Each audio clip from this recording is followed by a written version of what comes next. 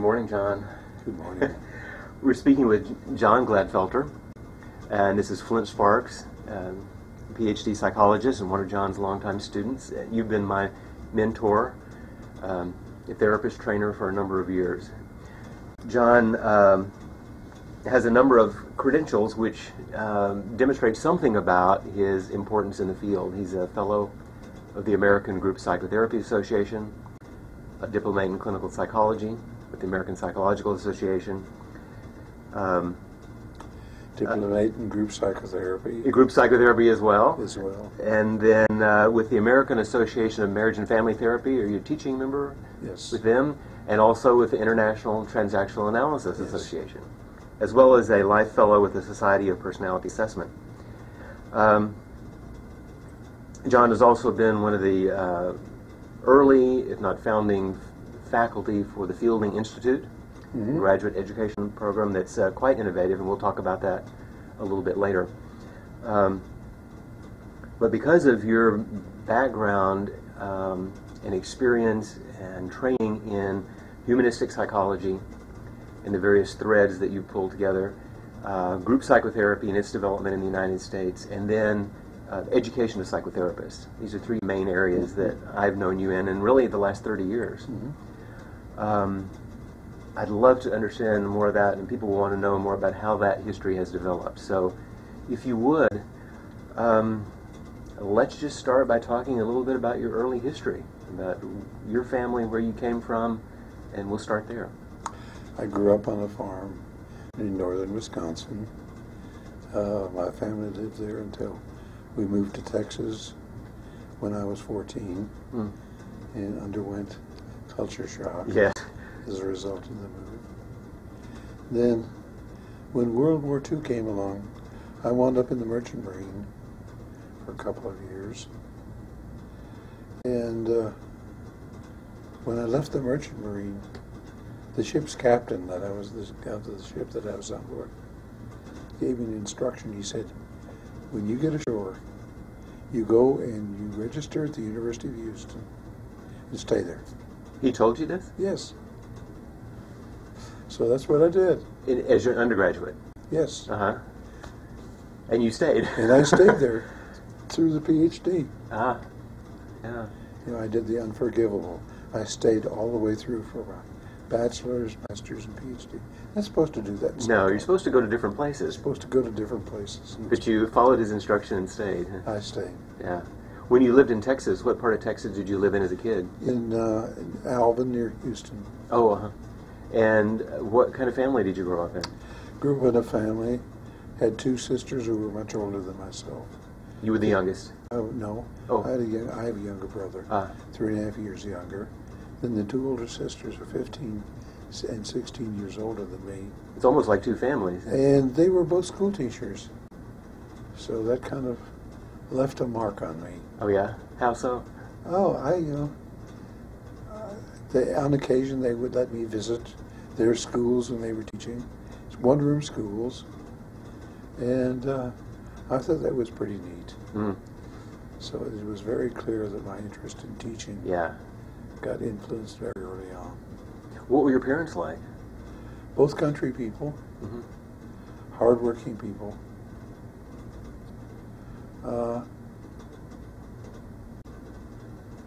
Country, and in many ways it's sort of like, you don't, if you're a farm country people, you don't get to know people very well. You take them for what they are, and you take your children for what they are. And there's no big deal about that. Just how you are. You know, that's how you were raised. You know, in those days they raised children. Well, and you've talked about the curiosity that you developed in some ways in connection with your grandparents. You said there was some curiosity development there. My grandparents were probably more important than my parents in a lot of ways because, you know, they were, you know, when I saw my parents with their parents, it was a different picture of my parents. And it always seemed so strange that they treated my grandparents as as though they really didn't like each other or didn't get along or something. And I thought my grandparents were pretty neat people. Mm-hmm. In fact, it was very early on. There was part of me that regretted being young. Probably from the time I was probably 15 or 20. I wanted to be old. And it was such a long time before I could get there. And finally I'm here where I wanted to be for a long time. What did that mean, to be old and not young? That you knew who you were, knew what you wanted to do, you knew why you did things. Everything was sort of out in the open to me. It was like there was nothing undercover. They were always out in the open. Mm-hmm. And on a rare occasion, like with one of my grandfathers, he asked me one time, he and I were talking, he said, "Where's your dad?" I said, "He's hiding." You said that? Yeah. Yeah, he said, "From what for?" Well, when you're around, he hides from you a lot. He didn't want to be around you. Of course, I didn't know why. And it was only many years later that I learned via my sister that my father had been rather badly beaten as a child. Uh-huh. And so he ran away from home. Went to the wheat fields in Kansas for a year or so. Finally came home when he was big enough to whip the hell out of his father. Mm-hmm. And so they didn't have to. Mm-hmm. But it was very clear that he had to settle that. So your sort of innate curiosity and interest in family systems and how groups work, it started there, really. Yeah, and my mother came from a large family. I think there were 14 of them. Oh. So every summer we would go and visit relatives. Mm-hmm. We would go visit my mother's sisters. They were all very different, and my mother had raised most of them because she was the oldest girl.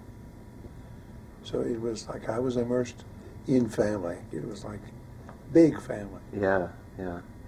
There any other special influences or kind of critical events or turning points in your early life that probably influenced who you are now? Yeah, that's the one that I often talk about when I talk about scripts. When I was 7 years old. I'm 7 years old. It's July 4th, 1933. And we go to the annual thing we did. If you lived in the country, you went in town and saw the fireworks display. So you took a picnic and you went to the local park and watched the fireworks. Well, what happened was we were getting ready to go home. My little brother was nowhere around. Now, I'd been told to look after him, and I didn't. So he was gone. Oh my God, they started dragging the river, looking for him. I'm scared to death because somehow or other I'd let my little brother drown. No. Well, it wasn't so. On the way home, they stopped off at some close friends, and there's my little brother. They picked him up when he was running around, knew my parents would come by, and so he was all right. I stayed pissed about that for a long time. So you could feel some early decisions beginning to be formed around Yes. That I knew that in many ways. The ability of my parents to take care of children was on the edge. You know, my family would have been one of those that left their kid in the car in a hot day. And in fact, when I would go, my mother would take me in town to go grocery shopping.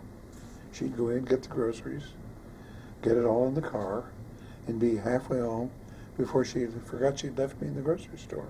And I kept getting left all kinds of places. What did that mean to you?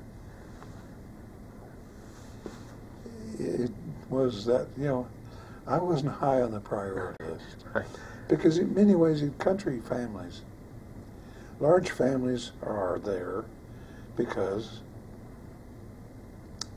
that some of the kids are going to get killed on the farm, or they're going to die of diseases, and so you had large families because in many ways, children were considered disposable.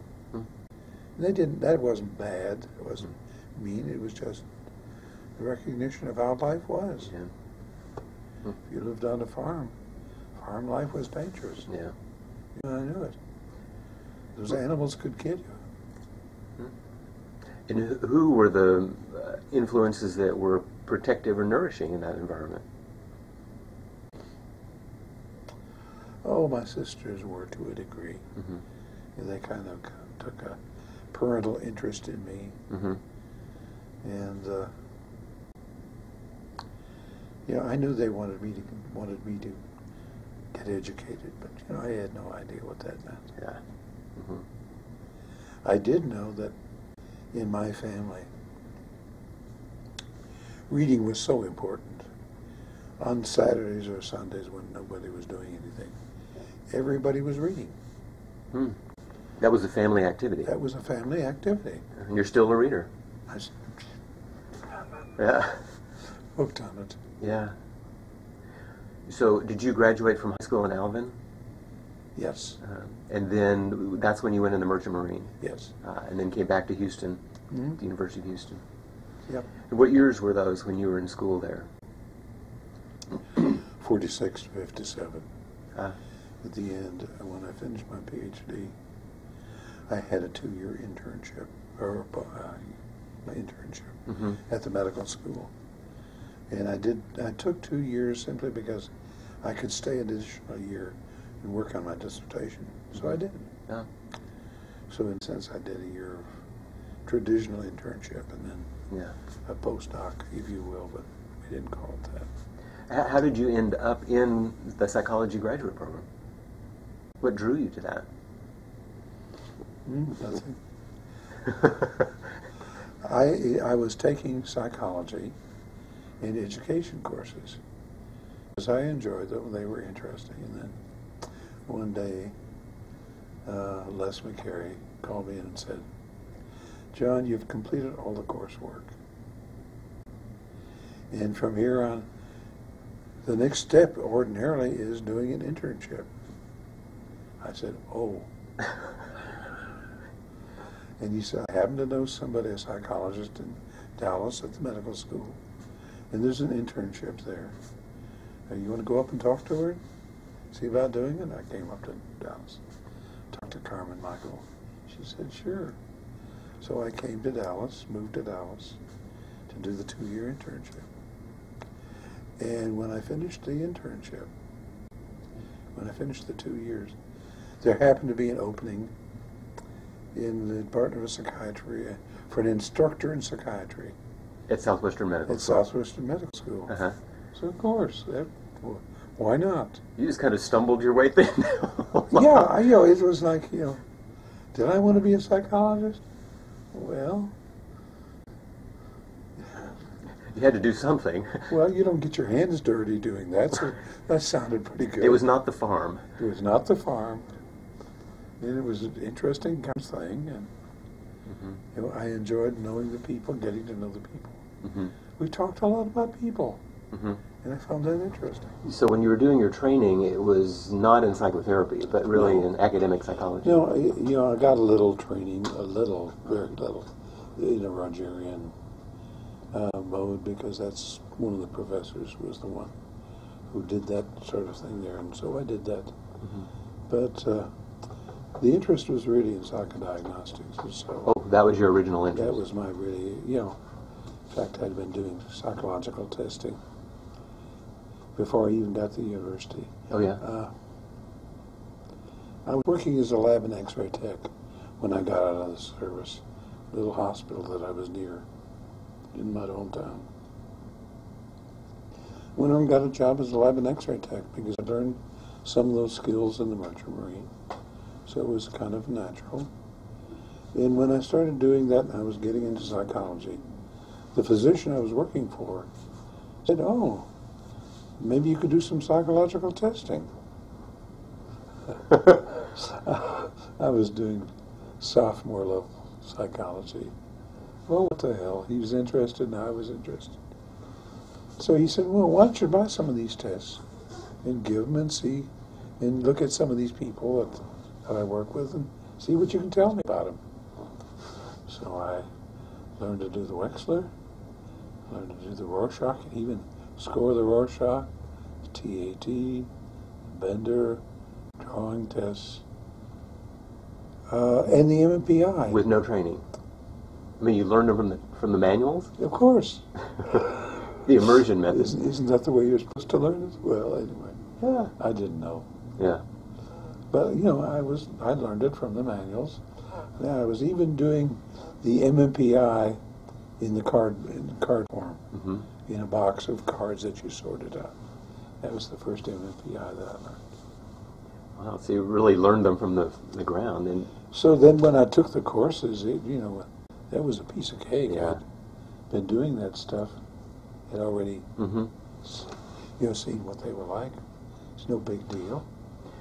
Well, on a personal note, too, by the time you finished your graduate, had you already married? I did two things in September of '46. It was an important year. That's when I started the University of Houston. And Rose and I had corresponded while I was in the service. You'd met her before? Well, she and I were classmates in high school. Oh. We were both in the Quill and Scroll and the Honor Society and so on. And we were both in the band. So we'd gotten to know each other rather well. We didn't get along. But it wasn't until we'd corresponded for maybe a year that we really began to develop a relationship. So I got back, started the University of Houston in September, which she had also. And then in that October, we got married. Oh, it didn't take long. Didn't take long. Yeah. So you married in October of '46. October 46. And how long were you married? 56 years. Yeah. And then Rose died when? 2 years ago in November. Yeah. So in 2003. Mm-hmm. Yeah. It was a long, important part of your life. Very important part of my life. Yeah. Yeah. So that's another influence Mm-hmm. here. Yes. As we move forward. Once you finished your degree and began teaching at the university, Mm-hmm. I assume, because this is kind of a blank place for me and knowing you so long, what happened? What took you to beginning an interest in group psychotherapy and some of the people you connected with over the years that took you away from the medical school eventually? While I was at the medical school, I got interested in group therapy because one of the residents had gotten interested in group therapy, and he wanted somebody to work with. He was a resident, I was an intern, so we started doing a group. Took a group of very psychotic people, started working with them. Also meant I had to start reading as he did, so he and I both read a lot, and then he was very interested in American group psychotherapy, in a local study group in group therapy. Mm-hmm. And from that we discovered that there were things like conferences to go to. So, I forgot what year it was. Probably something like 56. I went to the American Group Psychotherapy Association conference in San Francisco. Mm-hmm. That really fired my interest in group therapy. And the other thing was, at that point, the attitude about psychology and psychologists doing therapy had eased up. We were also very active in working on getting licensure for psychologists. Well, that had not happened yet. That had not happened yet. So when that came out, I forgot what year that was. But anyway, my license number is 96. So I was in the group that got involved in that because with my interest in group therapy, I started reading a whole lot more in psychotherapy, read psychoanalytic theory, a lot of other theory about group therapy, and individual therapy as well. So what happened is a group of us in the Southwest had also developed a group therapy organization, Southwestern Group Therapy. So we got very interested in getting some personal group therapy. And so we're able to find a group therapy analyst in New York City who came down and did a marathon group with us that I was in for, I think, 7 years. And in that period of time, we did, in a sense, marathon group therapy. We would meet on Friday afternoon, then work all day Saturday, and half of Sunday, in an ongoing group. For a number of years? For 7 years. And was that with Cornelius Buchenkamp? It was Cornelius Buchenkamp. And you've told us many times sort of the lineage, but it might be useful to say that now. His mentor or therapist was Frieda Fromm-Reichmann? Yes. Is that right? Yes. And was it Franz Alexander? That's right. And he was analyzed by Anna Freud, wasn't it? That's right. And so there's a lineage that goes back. Yes. Oh, that's knowing one's lineage as a therapist is important. Yeah. Yeah. Because in many ways you get exposed to a lot of different orientations or different ways of thinking. So in AGPA and during those years in that training, is that when you began to run across, when did you meet Gestalt therapy and transactional analysis and Bob Goulding? Because that was another thread, wasn't it? Yeah. Well, while I was doing this group therapy with Case Buchenkamp, he stopped somewhere along the way. And at that point, I had known Bob Goulding through AGPA from that first meeting in San Francisco. That's when I met Bob. Bob and Mary had developed a training program. They had met there in Watsonville, California, in their home. But they would come to Dallas every October, maybe even oftener than that, and would do a week-long training. So I got into their training group and trained with them for a lot of years until they stopped, and then I occasionally went out to Watsonville to train with them. So I'd work with Bob because I found the analytic mode, to me, it was somewhat limiting. And I was also very fascinated by, I'd also met Eric Byrne, by the way, at that meeting in San Francisco. He was looked on as something of an oddball. He was certainly a different kind of person. And so, but his books were easy to read. You could understand a lot of what he was talking about. It made such good sense to me.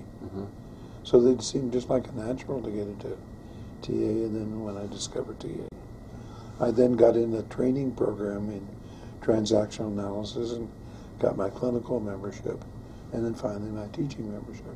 And was that with Bob and Mary? They were your primary trainers? Yes. Did you have other buddies or close friends that you kind of grew up with in TA that were important to you, or Not really. were you on your own here, pretty much? Pretty much on my own. There were a lot of people who were interested, but I think I was one of those few people that wanted to do the whole clinical membership, teaching membership, because it was a lot of fun. Yeah. And did you ever meet Fritz Perls? Didn't meet Fritz Perls, but I forget what year it was. The local group therapy organization wanted to bring in Eric Byrne, so we brought him in. Oh, to Dallas? He brought into Dallas, and he did a 3-day workshop here in Dallas, which was a great opportunity to get to know him a little bit better. Yeah, yeah. And so you trained with Bob and Mary really as redecision therapy was being created, really, Yes. and developed. That's right. Yeah, yeah. And so You also have, I know, an interest in language, especially as it connects with hypnosis. Yes. Who did you train with, or who did you work with in that area? When I was doing my internship, there was a Houston graduate at the medical school at that time.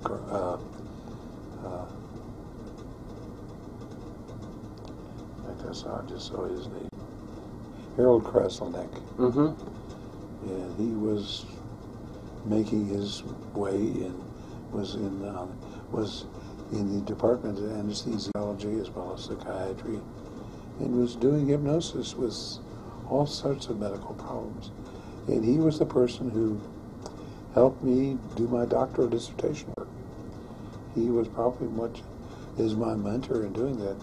And of course, since I was doing research on an aspect of hypnosis, and so I learned to do hypnosis from Harold. Mm-hmm. Although I'm sure he would probably disown me because I'd gone off in much more of an Ericksonian bent than he was very traditional. He is still very traditional. Traditional medical hypnosis. Yes. Did you ever meet Erickson? No. But you work with some of the people that knew his work. Yeah, and I've got to know his daughters. Both of them live here in Dallas, and are now beginning to do training here in Dallas. Ah, very good. And so some of the connections that you made through AGPA and Bob and Mary Goulding and some of these other areas then eventually brought you to the Fielding Institute, I assume. How did that happen? I was doing very nicely in private practice. Minding your own business. Minding my own business when Bob called me and said, hey, there's some of us are thinking about starting a school. And a lot of people want to do some training in therapy. And so we're thinking of starting a school. And therapy is going to be an important part of it. Are you interested? Yeah? Do you have any people in your area who would be interested in getting their PhD that way?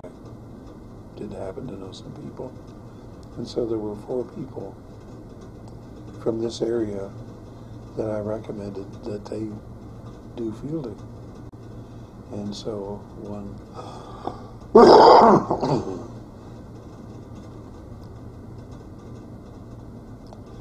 September day,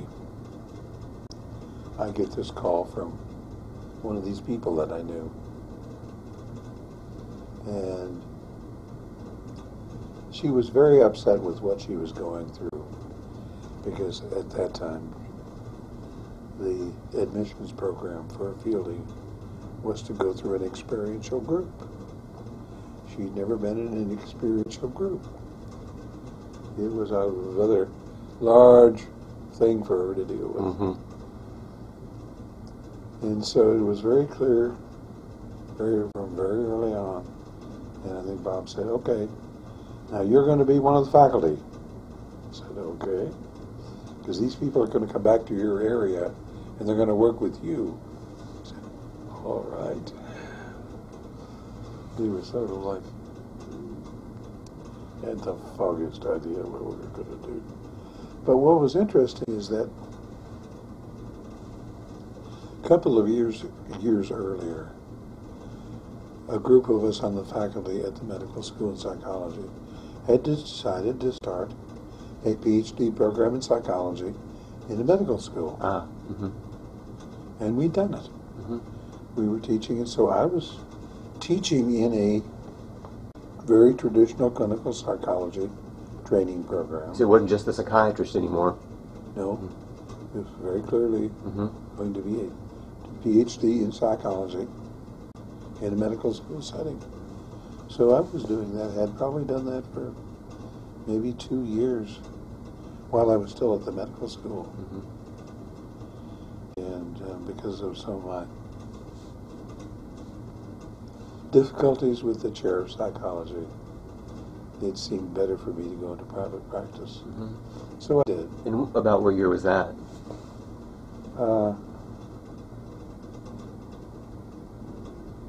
Probably 65, somewhere around there. And then fielding really came online about 10 years later? 74. 74, huh?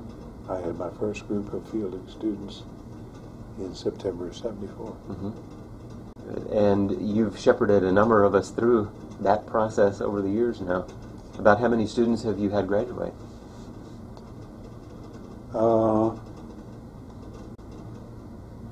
Probably around 25. And of course, they're scattered all over the country. Oh, yeah. Just local. Well, you know, that program has developed for now 30 years. How has that been for you? How's it been to be part of that?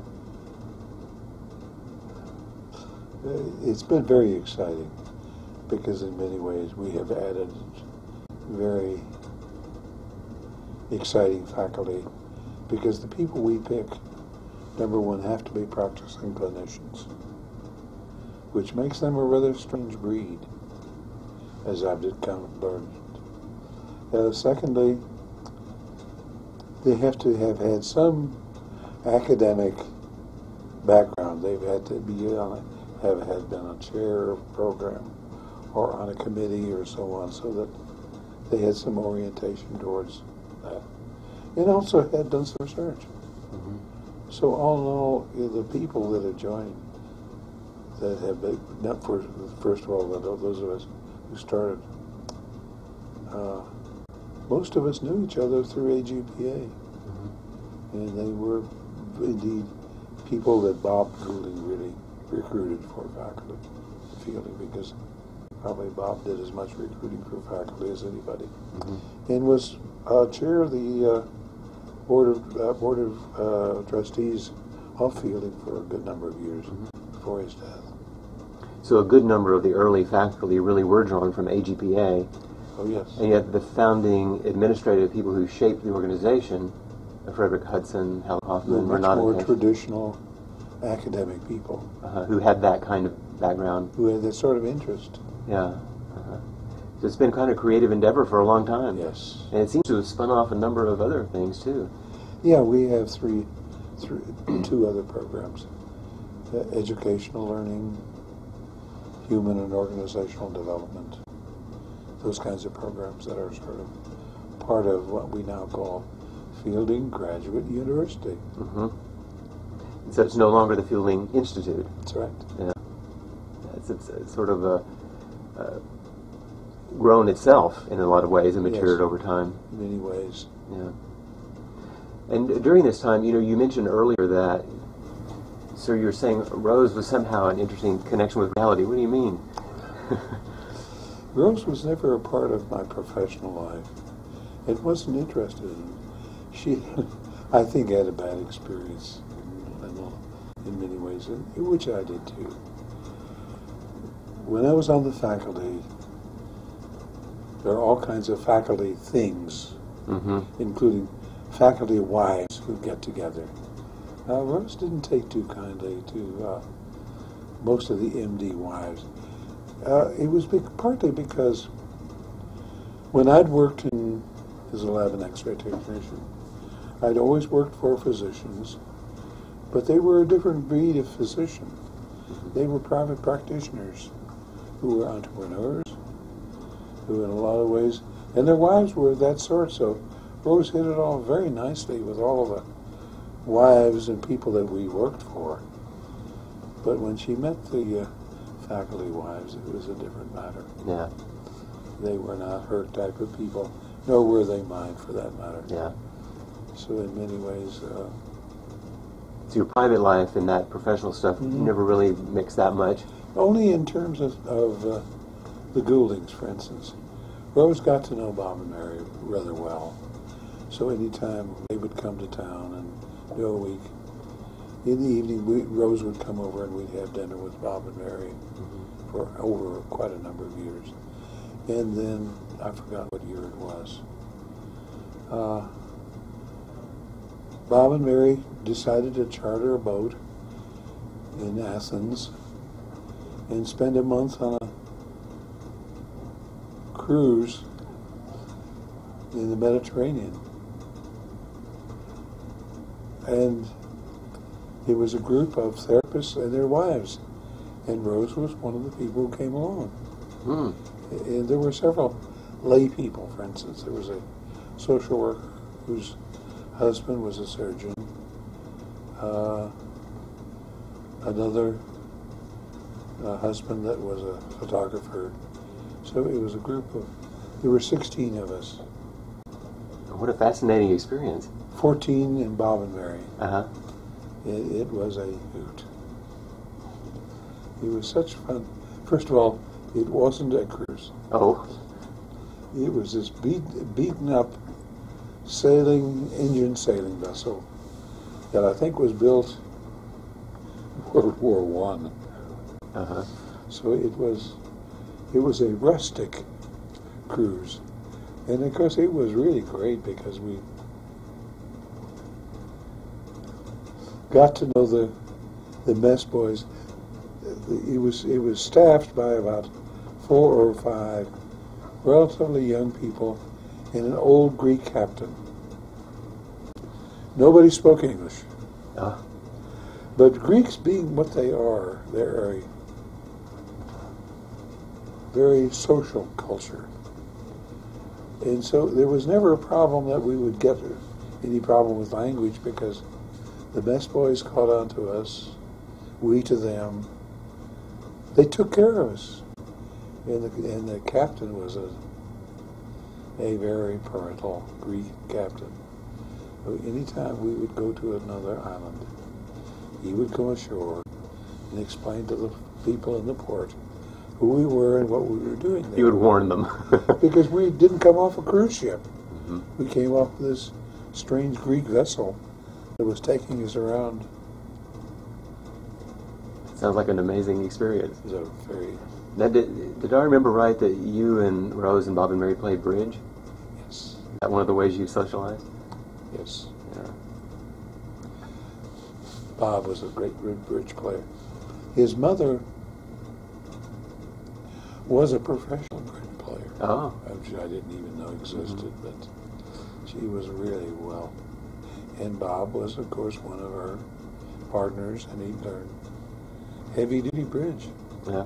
So this was not amateur bridge for fun. We had a lot of fun. And there were people who always played with us, people who had gone through Bob and Mary's training or connected with it and so forth. And, you know, many people have said that it seems almost like magic sometimes when you're doing therapy, but you had another side of you. Oh, yes.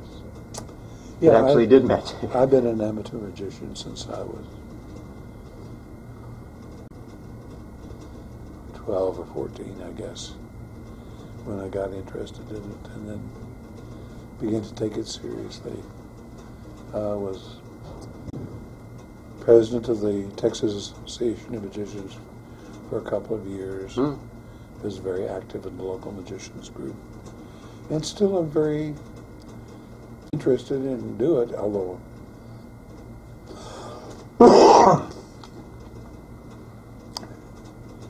I will occasionally do it when I'm on an airplane, sitting next to somebody, because I may be playing with cards or coins. And they get curious, and so I show them little things. I do it. It's mostly for me.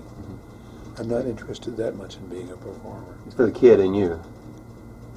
It's a very important part of my life. Yeah. Good. Well, I was wondering also, as you sort of do your teaching magic with us, and we've enjoyed you, what has it been like for you? You know, we've spoken about your mentors and your influences, people that you've grown with over the years. What's it been like for you to grow us up as therapists?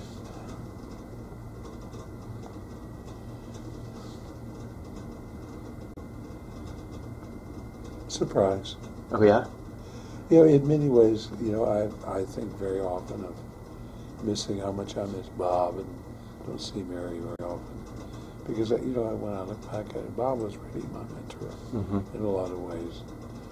So being mentored was a perfectly natural kind of thing.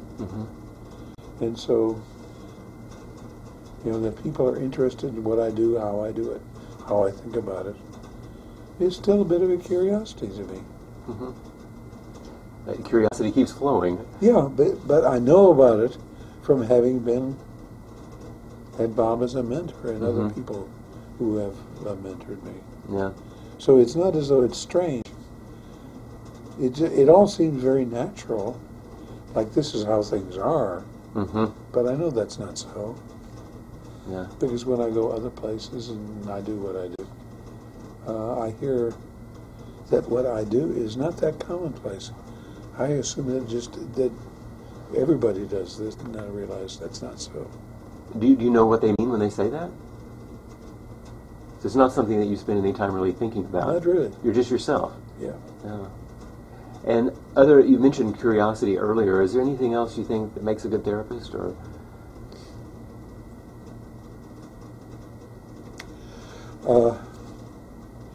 Commitment to learning. Yeah.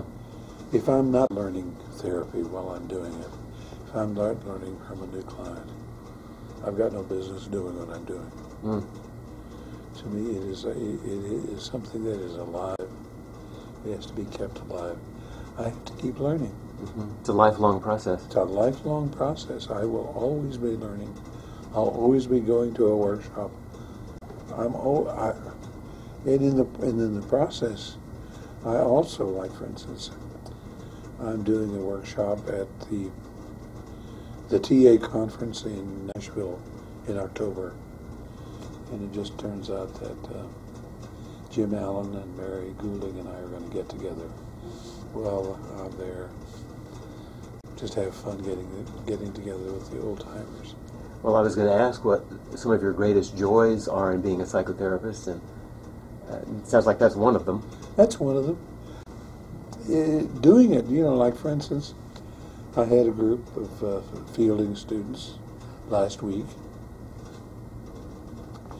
and they're learning how to do it. In many ways, what I realize is that training in the way that I learned to do it and was trained isn't very commonplace, mm-hmm. unless you're going to go into analysis or some very narrowly specialized area. Mm-hmm. So in many ways, most of the fielding students may not get any training as therapy the way I do it from anybody else. In many ways, I'm also interested in the theory. I like, for instance, the trans-theoretical model that Prochaska and Norcross have put forth is to me really what therapy is about. It's a collection of tools. It's in many ways, my view of it is, in Walpole's book on the great psychotherapy debate says it better than, and I keep saying it, it isn't the therapy, it's the therapist. Mm-hmm. It is the person of the therapist that makes a difference. Yeah. And just recently, I chaired a dissertation. Great student, did beautiful work. He does Tai Chi with VA people, with veterans. Teaches them Tai Chi. And he wanted to see if it made any difference. In terms of his measures, the problem is that the control group grew as much as the experimental group. So what did it mean, from my point of view? It meant it had more to do with him than it does with what he was doing. And knowing him, I know that's so. Well, I think that's a really important point. Yep. And so that's why this is really an apprentice mentoring kind of training. I think so. Not an academic book learning. Yeah. Yeah. And some people just do not take to it. Mm-hmm.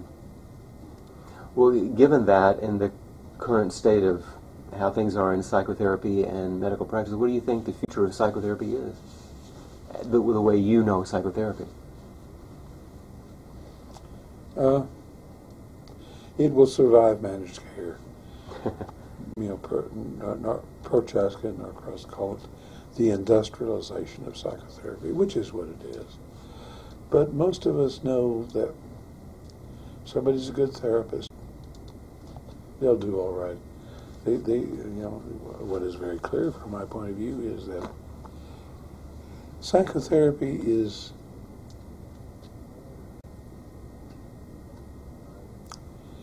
best done, I think, from some from a non-medical, from much more of a relational model, a relational context.